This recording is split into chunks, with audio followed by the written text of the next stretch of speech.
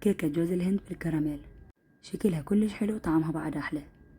ممكن تسووها بلماتكم أو تقدموها ويا الجاي كعصرونية، من الكيكات اللي فعلا تستاهل تجربوها.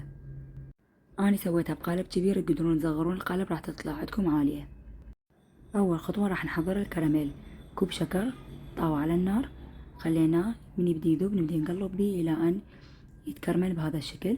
راح نضيف عليه نص كوب ماي ونخلط. طبعا شوي يتكتل بس استمروا بالتقليب على نار هادئة راح يصير بهذا الشكل يذوب. صبيناه بالقالب وراح ندهن القالب بالكراميل حتى نضمن ان الكيكة ما تلزق.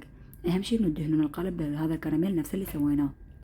بعدين رشينا عليه كوب جوز هند، انا عندي خشن تقدرون تستعملون ناعم.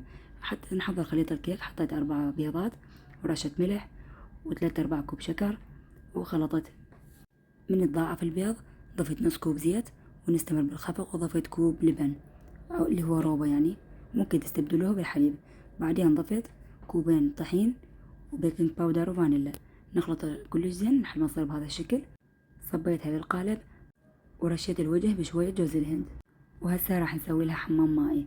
أخذت تبسي خليت بيه كمية من الماء وخليت بيه قالب الكيك ودخلت الفرن الحار. وضروري نقلبها هي حارة. قدمتها ويا الجاي، والمقادير بالتفصيل أسفل الفيديو. وبالعافية.